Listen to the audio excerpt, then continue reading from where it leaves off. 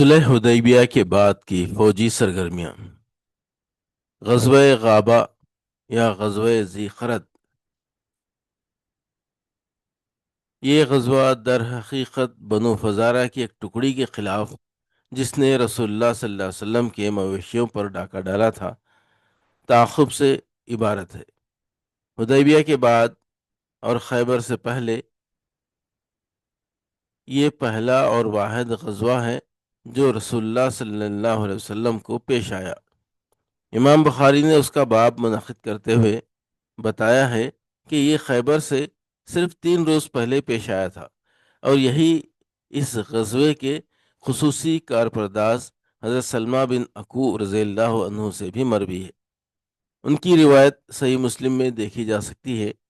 جمہور اہل مغازی کہتے ہیں کہ یہ واقعہ صلح حدیبیہ سے پہلے کا ہے، لیکن جو بات صحیح میں بیان کی گئی ہے اہل مغازی کے بیان کے مقابل، وہی زیادہ صحیح ہے۔ اس غزوے کے ہیرو حضرت سلمہ بن اکو رضی اللہ عنہ سے جو روایات مروی ہیں، ان کا خلاصہ یہ ہے کہ نبی صلی اللہ علیہ وسلم نے اپنی دودھیل اونٹنیاں اپنے غلام رباح اور ایک چرواہے کے ہمراہ چرنے کے لیے بھیجی تھیں، اور میں بھی ابو طلحہ کا گھوڑا لیے ان کے ساتھ تھا کہ اچانک صبح دم عبد الرحمن فرازی نے اونٹنیوں پر چھاپا مارا اور ان سب کو ہانک لے گیا اور چرواہے کو قتل کر دیا۔ میں نے کہا، رباح، یہ گھوڑا لو اور اسے ابو طلحہ تک پہنچا دو اور رسول اللہ صلی اللہ علیہ وسلم کو خبر کر دو۔ اور خود میں نے ایک ٹیلے پر کھڑے ہو کر مدینے کی طرف رخ کیا اور 3 بار پکار لگائی، یا صباحا، ہائے صبح کا حملہ۔ پھر میں حملہ آوروں کے پیچھے چل نکلا، ان پر تیر برساتا جاتا تھا اور یہ رجس پڑتا جاتا تھا، انا ابن العقو والیوم یوم الرزہ، میں عقو کا بیٹا ہوں اور آج کا دن دودھ پینے والے کا دن ہے، یعنی آج پتہ لگ جائے گا کہ کس نے اپنی ماں کا دودھ پیا ہے۔ سلمہ بن عقو کہتے ہیں کہ بخدا میں انہیں مسلسل تیروں سے چھلنی کرتا رہا۔ جب کوئی سوار میری طرف پلٹ کر آتا تو میں کسی درخت کی اوٹ میں بیٹھ جاتا، پھر اسے تیر مار کر زخمی کر دیتا، یہاں تک کہ جب یہ لوگ پہاڑ کے تنگ راستے میں داخل ہوئے تو میں پہاڑ پر چڑھ گیا اور پتھروں سے ان کی خبر لینے لگا۔ اس طرح میں نے مسلسل ان کا پیچھا کیے رکھا، یہاں تک کہ رسول اللہ صلی اللہ علیہ وسلم کی جتنی بھی اونٹنیاں تھیں، میں ان سب کو اپنے پیچھے چھوڑ گیا، اور ان لوگوں نے میرے لیے ان سب کو آزاد چھوڑ دیا، لیکن میں نے پھر بھی ان کا پیچھا جاری رکھا اور ان پر تیر برساتا رہا، یہاں تک کہ بوجھ کم کرنے کے لیے انہوں نے 30 سے زیادہ چادریں اور 30 سے زیادہ نیزے پھینک دیے۔ وہ لوگ جو کچھ بھی پھینکتے تھے میں اس پر بطور نشان تھوڑے سے پتھر ڈال دیتا تھا، تاکہ رسول اللہ صلی اللہ علیہ وسلم اور ان کے رفقا پہچان لیں کہ یہ دشمن سے چھینا ہوا مال ہے۔ اس کے بعد وہ لوگ ایک گھاٹی کے تنگ موڑ پر بیٹھ کر دوپہر کا کھانا کھانے لگے۔ میں بھی ایک چوٹی پر جا بیٹھا۔ یہ دیکھ کر ان کے 4 آدمی پہاڑ پر چڑھ کر میری طرف آئے۔ جب اتنے قریب آ گئے کہ بات سن سکے تو میں نے کہا، تم لوگ مجھے پہچانتے ہو؟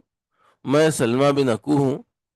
تم میں سے جس کسی کے پیچھے دوڑوں گا بے دھڑک پالوں گا، اور جو کوئی میرے پیچھے دوڑے گا ہرگز نہ پا سکے گا۔ میری یہ بات سن کر چاروں واپس چلے گئے اور میں اپنی جگہ جمع رہا، یہاں تک کہ میں نے رسول اللہ صلی اللہ علیہ وسلم کے سواروں کو دیکھا کہ درختوں کے درمیان سے چلے آ رہے ہیں۔ سب سے آگے اخرم تھے، ان کے پیچھے ابو قتادہ اور ان کے پیچھے مقداد بن اسود۔ محاذ پر پہنچ کر عبد الرحمن اور حضرت اخرم میں ٹکر ہوئی۔ حضرت اخرم نے عبد الرحمن کے گھوڑے کو زخمی کر دیا، لیکن عبد الرحمن نے نیزہ مار کر حضرت اخرم کو قتل کر دیا اور ان کے گھوڑے پر جا بیٹھا، مگر اتنے میں حضرت ابو قتادہ عبد الرحمن کے سر پر جا پہنچے اور اسے نیزہ مار کر قتل کر دیا۔ بقیہ حملہ آور پیٹ پھیر کر بھاگے اور ہم نے انہیں کھدیڑنا شروع کیا۔ میں ان کے پیچھے پیدل دوڑ رہا تھا۔ سورج ڈوبنے سے کچھ پہلے ان لوگوں نے اپنا رخ ایک گھاٹی کی طرف موڑا جس میں ذی قرد نام کا ایک چشمہ تھا۔ یہ لوگ پیاسے تھے اور وہاں پانی پینا چاہتے تھے، لیکن میں نے انہیں چشمے سے پرے ہی رکھا اور وہ ایک خطرہ بھی نہ چکھ سکے۔ رسول اللہ صلی اللہ علیہ وسلم نے اور شہسوار صحابہ دن ڈوبنے کے بعد میرے پاس پہنچے۔ میں نے عرض کیا، یا رسول اللہ، یہ سب پیاسے تھے، اگر آپ مجھے 100 آدمی دے دیں تو میں زین سمیت ان کے تمام گھوڑے چھین لوں اور ان کی گردنیں پکڑ کر حاضر خدمت کر دوں۔ آپ نے فرمایا، اکو کے بیٹے، تم قابو پا گئے ہو تو اب ذرا نرمی برتو۔ پھر آپ صلی اللہ علیہ وسلم نے فرمایا، اس وقت بنو غطفان میں ان کی مہمان نوازی کی جا رہی ہے۔